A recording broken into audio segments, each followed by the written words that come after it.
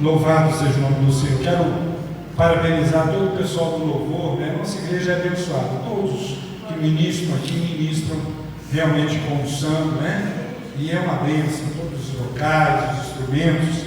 Deus seja louvado. Eu particularmente, sou muito abençoado com o louvor, né? E eu gosto sempre de atentar para o detalhe, né? De toda a liturgia do nosso culto, a única coisa que nós vamos ter no céu é o louvor. Não tem aviso no céu, não tem apresentação de visitantes, né? Não tem abertura de culto, não tem pregação da palavra. Toda a liturgia é boa, mas o louvor, ele vai estar lá no céu. Amém? Isso é bom, isso é maravilhoso. Eu, particularmente, comentei com a Helena hoje cedo, né?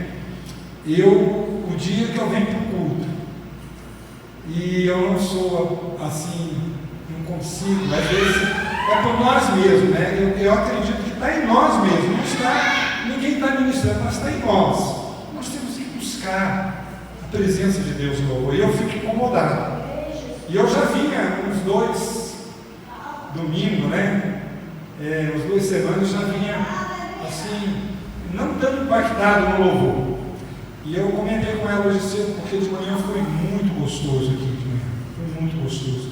E eu comentei com ela quando nós estávamos para casa, que eu estava incomodado, que eu orei ao Senhor, chorei muito, e falei assim, tu sabes, né? Tu sabes que eu amo sentir a tua presença, e eu não quero perder isso, assim.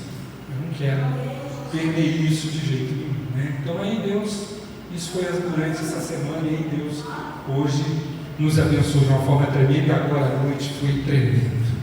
Deus está neste lugar, louvado seja o nome do Senhor, aleluias. Irmãos, é para nós entrarmos, né? Assim como Deus fala conosco na palavra, Ele fala nos hinos, é para nós participarmos e entrarmos realmente nos cânticos, adorando o Senhor, que Deus verdadeiramente nos abençoe, aleluias.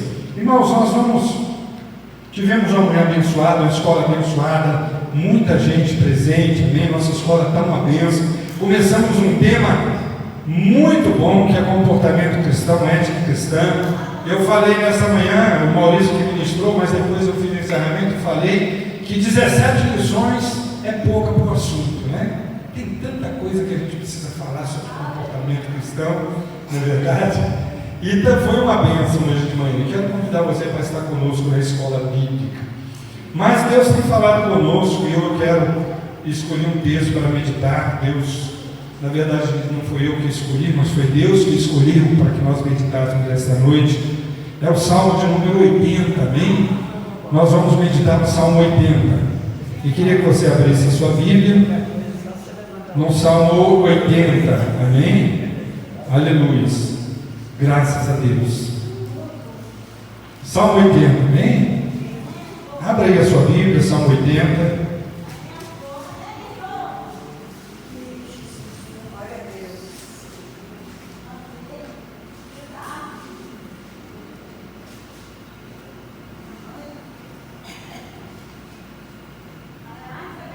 Aleluia.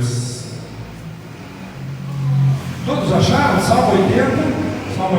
Salmo 80, amém? Aleluias. Quem não achou, fala, espera um pouco, pastor. Show, todo mundo? Vamos lá, acompanhe comigo a leitura do Salmo, aleluias. Nós vamos destacar aqui, eu vou ler o Salmo 80, e nós vamos destacar aqui alguns versos, amém?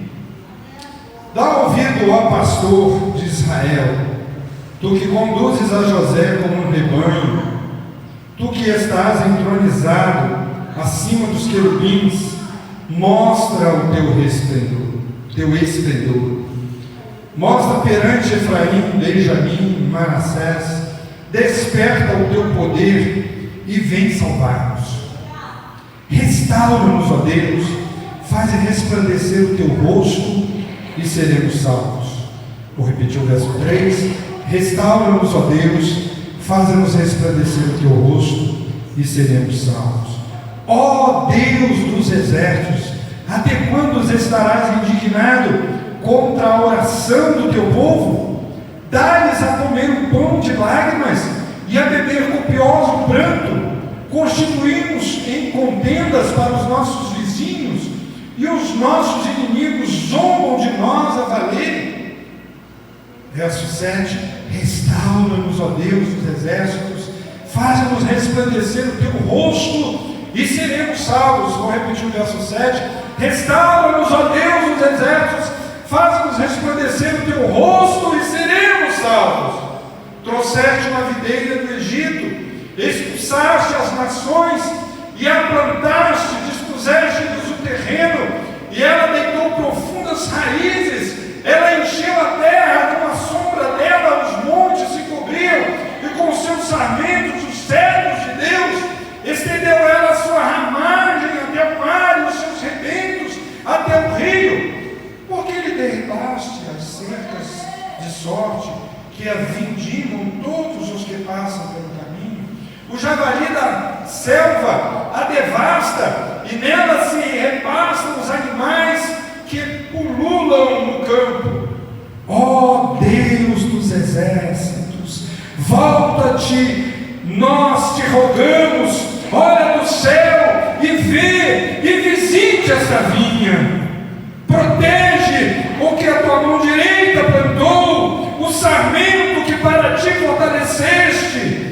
Está queimada, está decepada, pereçam os nossos inimigos pela repreensão do teu rosto. Seja a tua mão sobre o povo da tua destra, sobre o filho do homem que fortalecestes para ti, e assim não nos apartaremos de ti. Vivifica-nos e invocaremos o teu nome. Restaura-nos, ó Deus, ó Senhor dos exércitos, faze resplandecer o teu rosto e seremos salvos. Restaura-nos, ó Senhor Deus dos exércitos, faze resplandecer o teu rosto e seremos salvos. Aleluias. Louvado seja o nome do Senhor. Queridos, que salmo lindo. Salmo de Asaf. Quando nós conhecemos a história de Asaf, nós entendemos por que ele escreveu esse salmo, amém? Asaf foi um levita, nós não sabemos muito bem qual era a função do levita, a função de adoração do templo, um momento de profunda comunhão com Deus. O adorador, verdadeiramente, ele tem uma intimidade com Deus, ele conhece aquele que ele está adorando. Por isso Asaf escreve este salmo. Ele era um adorador, ele é filho de Baraquias, descendente de Gerson, filho de Levi, lá em 1 Crônicas, capítulo 6, verso 1, e capítulo 6, 39 a 43, fala um pouquinho de Asaf. Ele foi um músico importantíssimo na época de Davi. Ele foi constituído por Davi como líder dos levitas. Ele era não apenas um levita, mas ele era líder daqueles que adoravam ao Senhor, por aqueles que foram postos ministros, principalmente perante a arca do Senhor. 1 Crônicas, capítulo 16, 4 e 5 nos mostra isso. Mas além de instrumentista e líder da música, Asaf também tinha uma reputação parecida com a do profeta. Asaf era um vidente. Naquela época nós tínhamos um profeta e tinha um vidente que tinha uma profunda comunhão com Deus e trazia também mensagens com Deus, que na época era alguém assim como um profeta, que recebia também mensagem de Deus e lá e para entregar ao seu povo. E lá em 2 Crônicas, capítulo 29, versículo 30, fala sobre Asaf. Alguns outros salmos nós temos de Asaf, o Salmo 50, o Salmo 73, até o 83 foi Asaf que escreveu. E uma das características marcantes do Salmo de Asaf é a questão do questionamento da prosperidade do ímpio. Quando o justo é exatamente disciplinado por Deus, o ímpio sendo próspero, se nós olharmos o Salmo de Asaf, nós vamos ver exatamente isso. Asaf, os salmos deles têm uma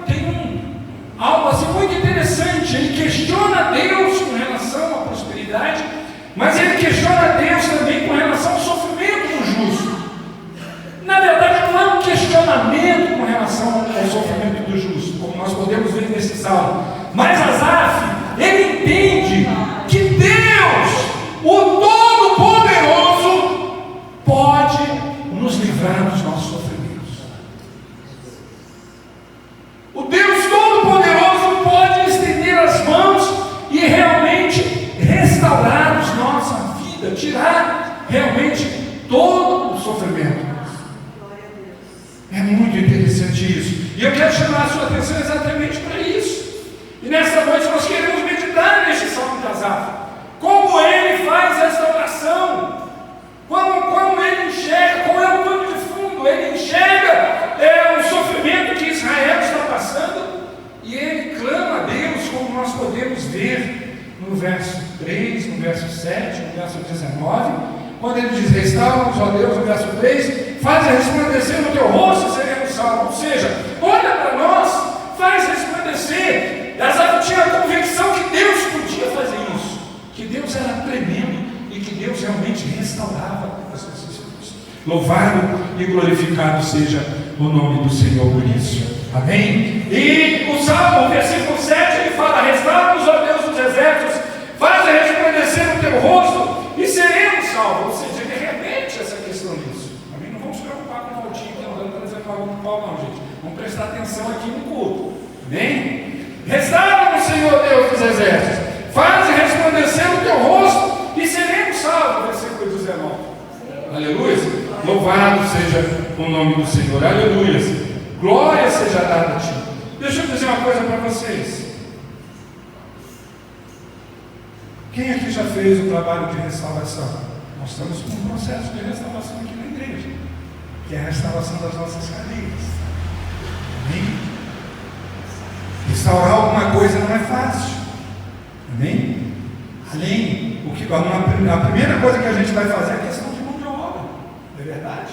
A gente, por exemplo, às vezes a gente vê a restauração de algum patrimônio, né? Algo que, assim, que é importante para o Estado, para o município, um prédio que desabou e vai lá. Então, é muito importante que o trabalho de restauração é sempre complicado. O trabalho de restauração é demorado, amém? Muitas vezes demora meses, demora até anos para voltar a ter as suas características originais. Nós não sabemos em que época que Asaf escreveu esse salmo, que época que Asaf fez aqui essa oração, amém? Mas o pano de fundo aqui é o cativeiro assírio. É o reino do norte que havia sido levado cativo pela Síria. Por que o reino do norte? Porque ele faz menção a figura de José, ele faz menção a tribo de Efraim, de Benjamim, de Manassés. Então era um reino. Esse salmo foi escrito exatamente, essa oração, ela faz referência exatamente ao cativeiro dos assírios, amém? Onde Samaria, o reino do norte, foi levada cativo. Queridos, a pergunta é, no salmo, o contexto ele está orando para que Deus restaure, que Deus liberte Israel do cativeiro assírio. E eu quero mostrar para vocês a importância, todos nós sabemos a questão dessa restauração, que é importante você escolher a pessoa para fazer a restauração. Asaf, ele sabia muito bem que o único que poderia fazer aquilo era o próprio Deus. Asaf entende isso.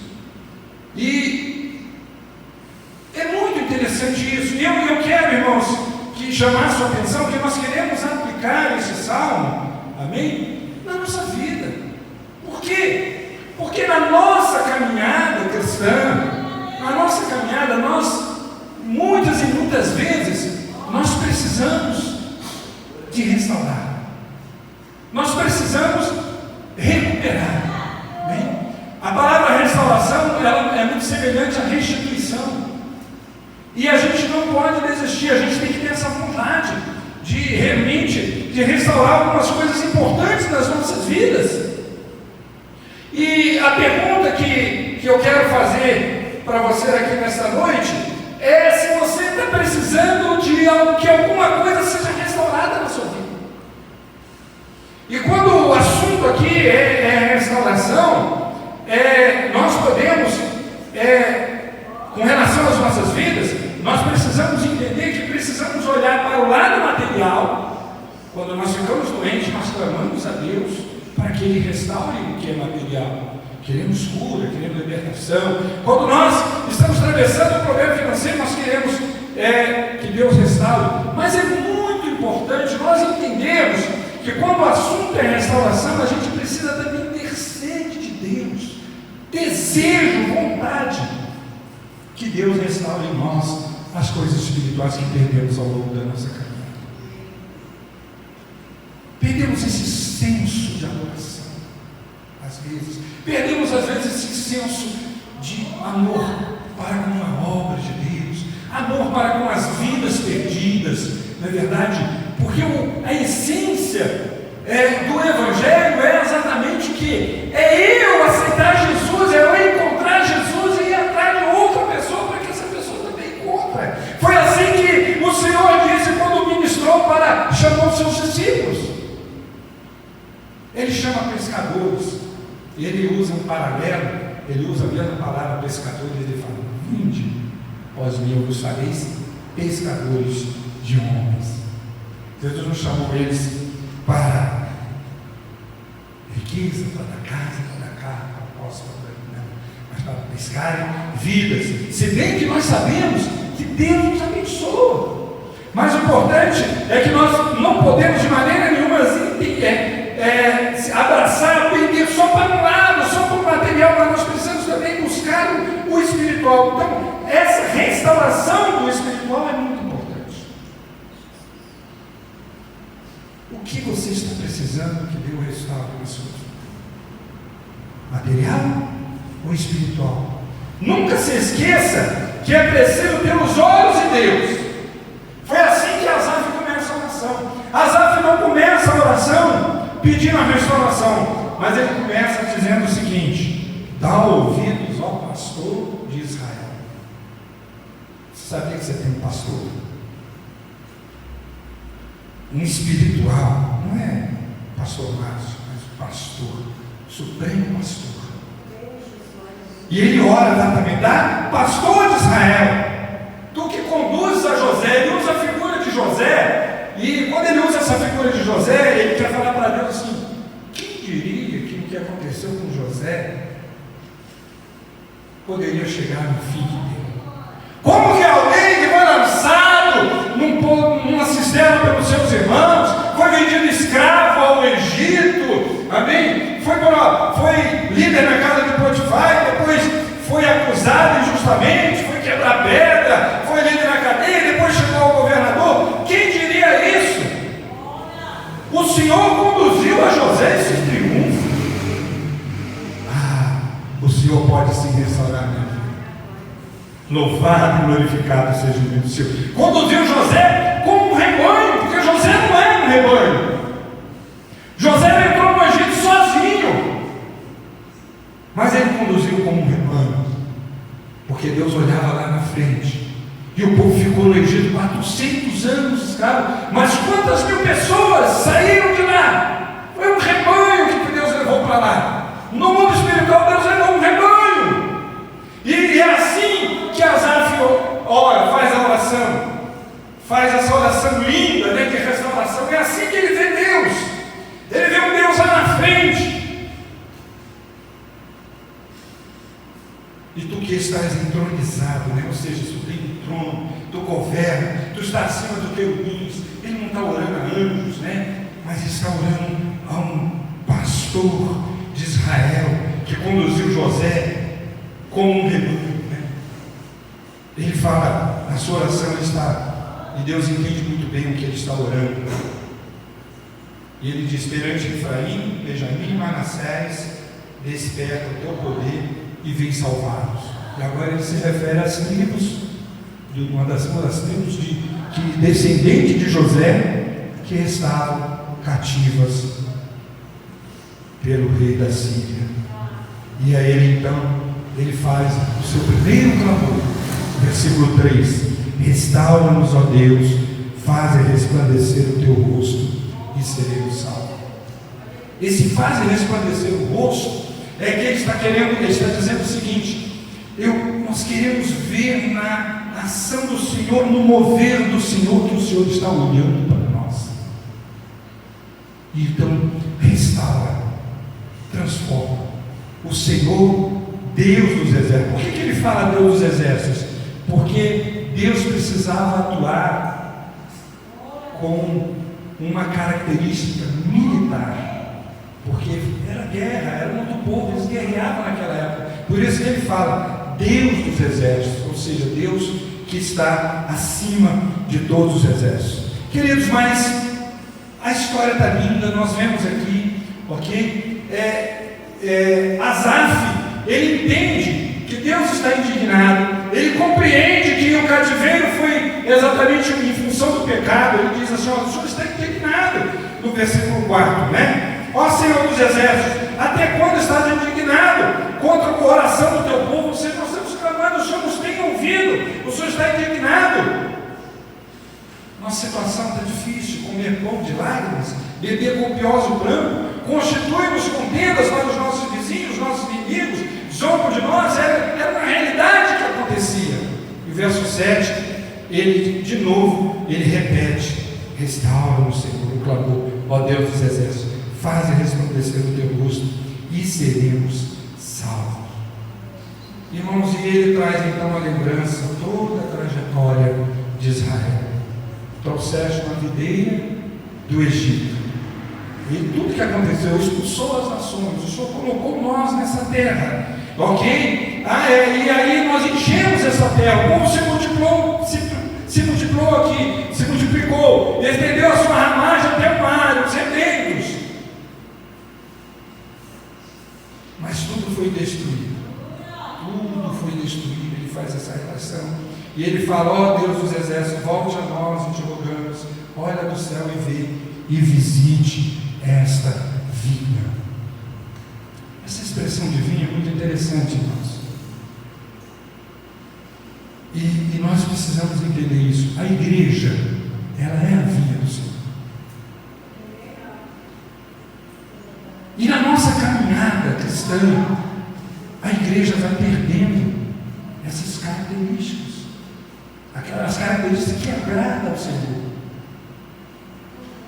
Apaixonado, a paixão pelas almas, a paixão pelo culto, a paixão pela palavra, a vontade de estar presente no culto, nas reuniões, enfim, tudo isso que envolve realmente o que diz a palavra, não é verdade? E interessante, mas nós não podemos perder isso.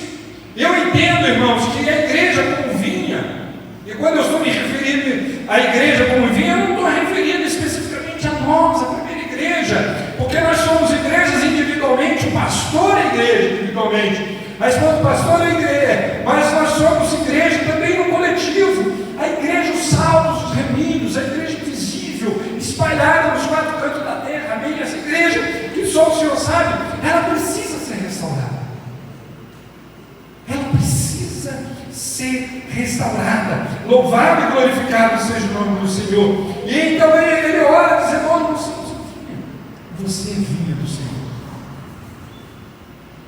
você pertence à igreja, mas você é igreja.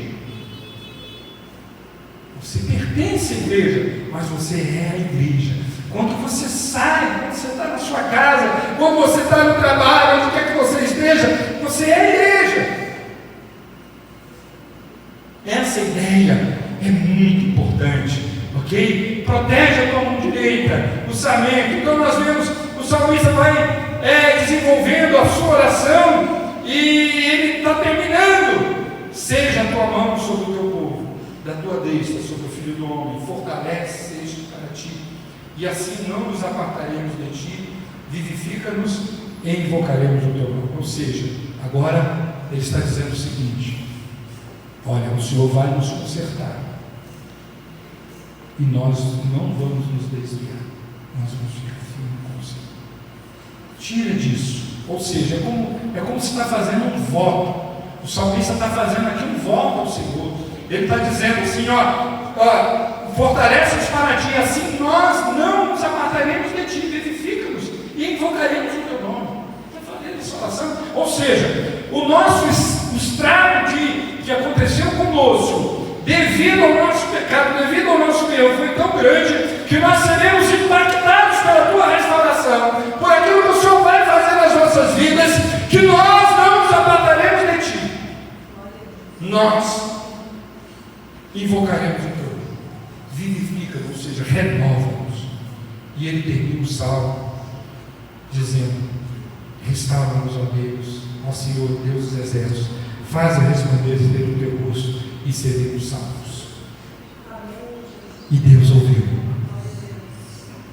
Deus ouviu o clamor, um dos clamores, que o povo de Israel todo clamou, mas Deus ouviu. Então, queridos, nós servimos a um Deus que é especialista em restauração. Nós servimos um Deus que se indigna, que fica indignado, que fica triste quando nós perdemos a característica divina, quando perdemos a característica que é para Ele algo precioso, amém? Deus, mas nós servimos a um Deus que tem prazer em restaurar-nos. Sempre foi assim. Deus sempre foi preocupado em restaurar-nos, desde o Éden. Quando Adão fugiu da presença de Deus, Deus foi atrás dele.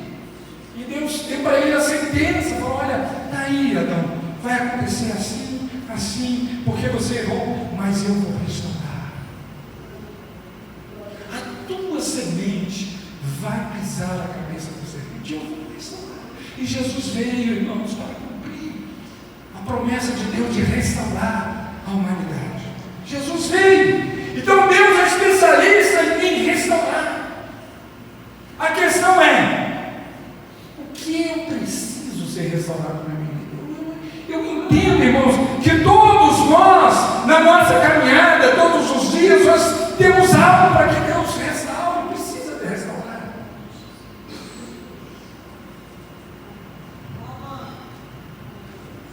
E eu quero dizer que Deus é especialista em restaurar famílias. Famílias são preciosas aos olhos de Deus. A família é o projeto mais antigo de Deus. Ele instituiu desde o princípio, lá em Gênesis capítulo 2, 18 e 25. E por isso a família é tão valiosa. A família é o berço, irmãos, de toda a sociedade. É onde aprendemos a base para nós convivermos e amar. Infelizmente, a família também é o alvo dos ataques dos inimigos de Deus, do diabo, dos seus anjos. Por isso nós vemos tantas famílias desgastadas, em ruínas, desmoronando. Mas Deus, Ele é especialista em restaurar paz. E todos nós conhecemos, com certeza, uma, duas ou mais famílias que estão precisando que Deus restaure. E muitas vezes nós ficamos calados. Nós temos a resposta. É chegar lá e falar: Deus pode restaurar. Deus pode restaurar. Eu sempre defendo, por maior que seja o estrago de uma família, eu sempre defendo que a gente tem que procurar a restauração. A gente tem que procurar a restauração. Eu sempre defendo isso. Então, a família é algo precioso aos olhos de Deus. Se você estiver precisando, conhece alguém que precisa, você precisa levar a palavra e dizer: olha, Deus restaura a sua família. Deus é especialista em restaurar famílias, porque famílias é preciosa aos seus olhos.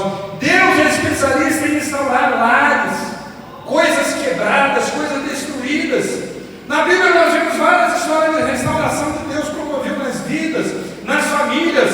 Deus faz tudo de novo. Ele reforma as famílias, Ele reconstrói sonhos. Nós temos algumas, nós temos a história de Jó, a história de um homem temente a Deus. E a gente aprende com a história de Jó que mesmo que nós sejamos espirituais, mesmo que nós sejamos tementes a Deus, mesmo que nós sejamos crentes, exemplos, nós não estamos sujeitos a sofrimentos. Que turbilhão de sofrimentos veio para destruir a família de Jó, e que turbilhão de sofrimentos vem também para destruir famílias, destruir os sonhos.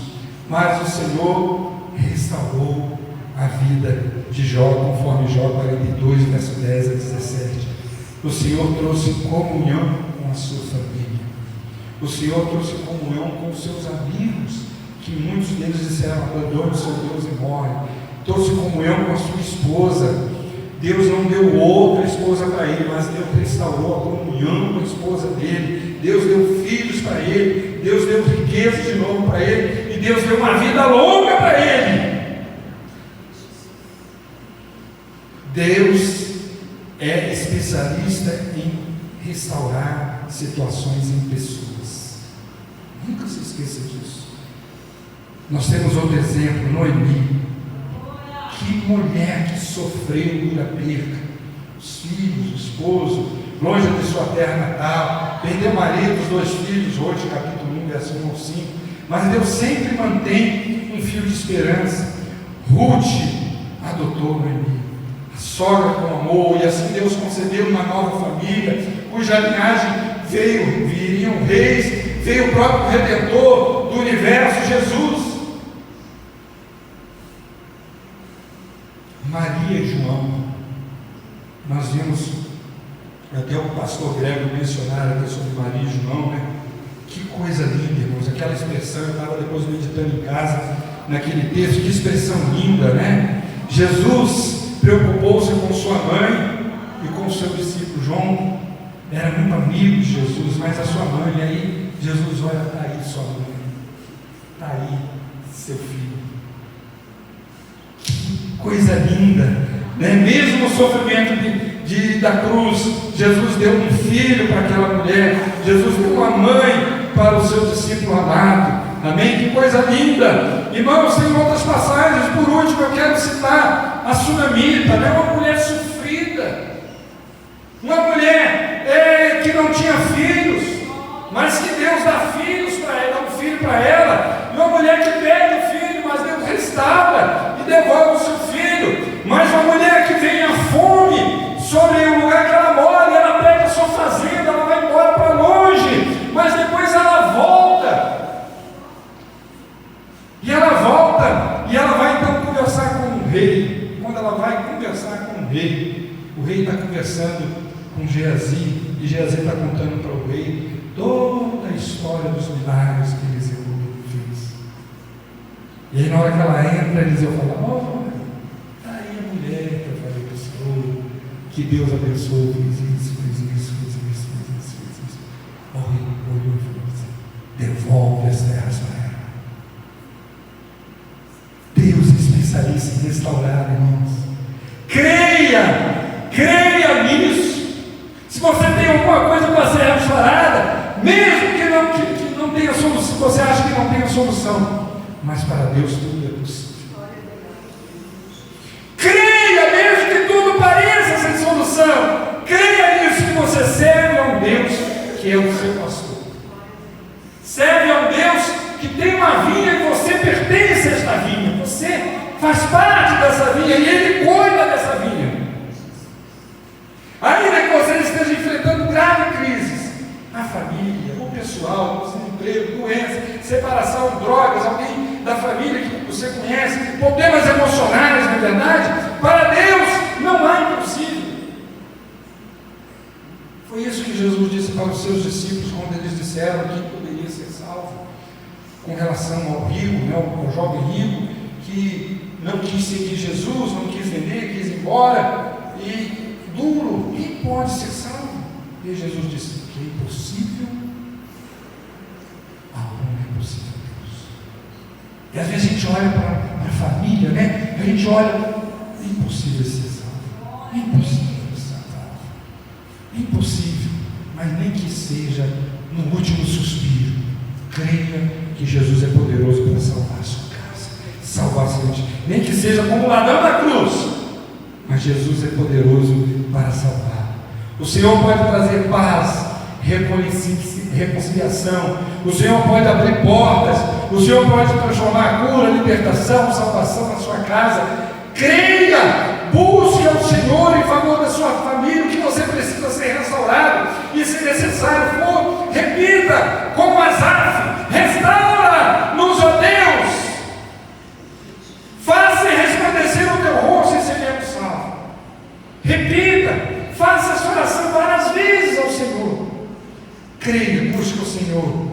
em favor de sua necessidade, em favor de sua vida, de seus amigos. Eu quero encerrar e dizer o seguinte: irmãos, nós nunca saímos da mão do Senhor. Nunca saímos. Mesmo, eu entendo isso, mesmo quando a gente desvia, nós não saímos da mão dele, nós estamos na mão dele. O que acontece é que quando a gente desvia, o vaso quebra.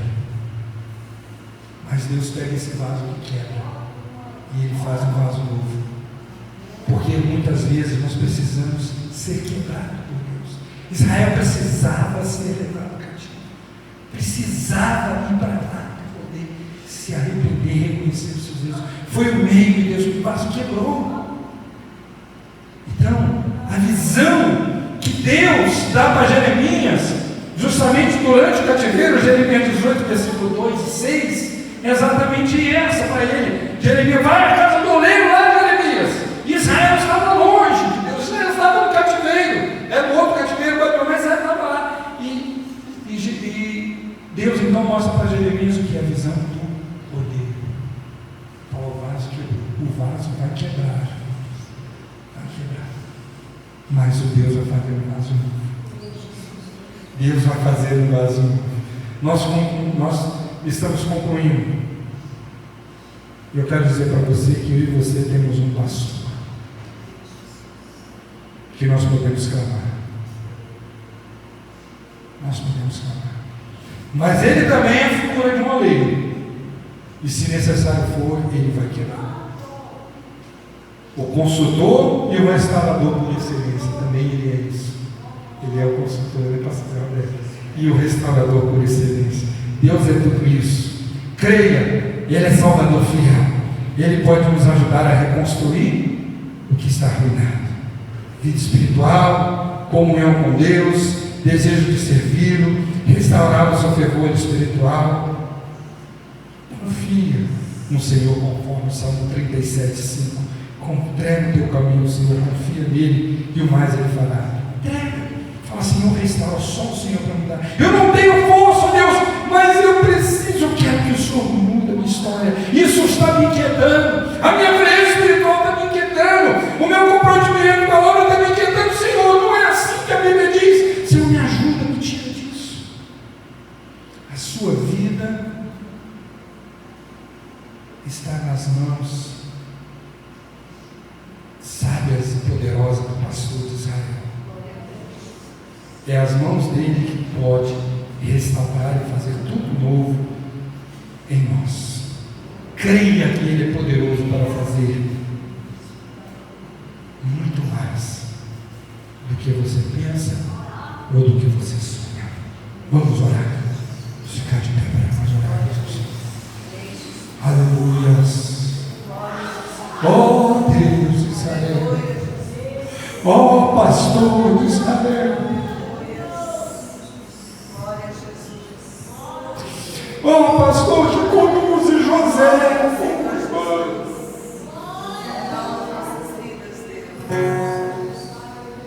quantas experiências nós já tivemos com o Senhor.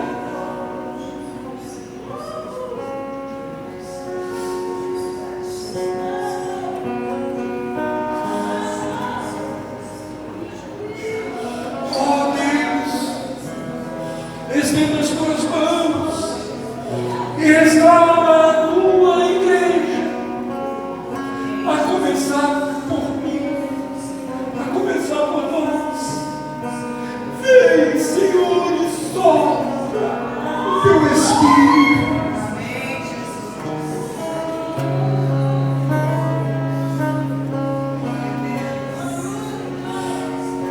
Vem, Senhor. Restaura-nos, ó Deus, faz resplandecer o teu rosto. Restaura, Senhor, Deus dos exércitos, faz resplandecer o teu rosto, para nós sermos salvos.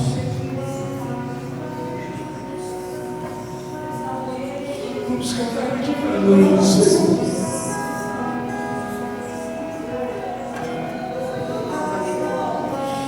você precisa ser restaurado.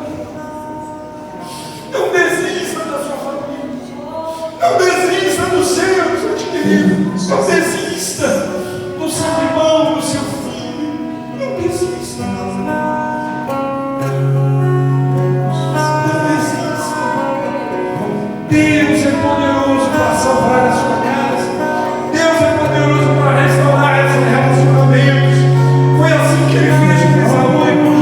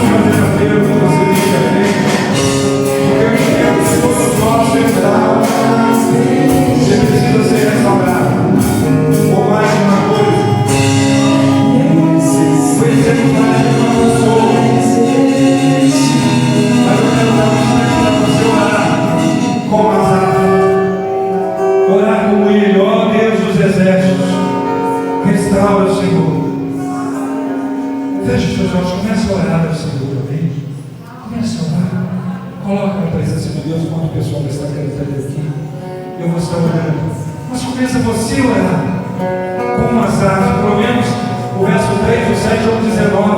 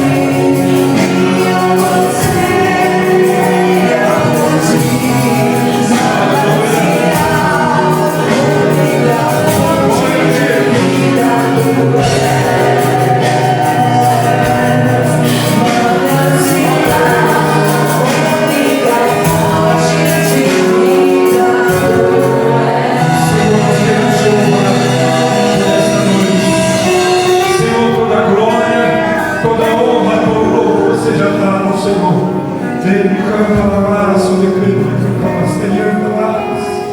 Todo louvor seja dado a Ti. Senhor, o Senhor tem falado conosco nessa noite. E nós colocamos a tua igreja diante de Ti. Não apenas nós que aqui estamos, mas nós colocamos, Senhor, a tua igreja diante de Ti. E clamamos a Ti, fazemos como as harpas, Senhor. Restaura, Senhor. Restaura a tua vida. Restaura, Senhor, ó Deus, o teu povo. Estenda as tuas mãos sobre a tua igreja. Restaura aquilo que precisa ser restaurado. Restaura, Senhor, casamentos. Restaura famílias. Restaura relacionamentos. Restaura, Senhor, vida física, mas restaura também o espiritual. Venha sobre a tua igreja. Resplandece o teu rosto, Senhor. Resplandece para tu, Pai, o teu povo, Pai, no nome de Jesus. Para a glória do teu nome, Senhor. Para a glória do teu nome. Glória a Deus. Obrigado, Isaac. Aleluia. Pode sentar, queridos. Aleluia. Eu creio que Deus nos visitou nessa noite. E eu creio que o Senhor ouviu a sua oração, ouviu a nossa oração aqui nessa noite. No nome de Jesus. Amém? Graças a Deus. Irmãos, que a graça de nosso Senhor e Salvador Jesus Cristo, o grande amor de Deus, o nosso Pai, que a doce comunhão, consolação e os dons do Espírito Santo pertence, irmãos, sobre as nossas vidas e sobre toda a igreja do Senhor, hoje e para todo sempre. Amém.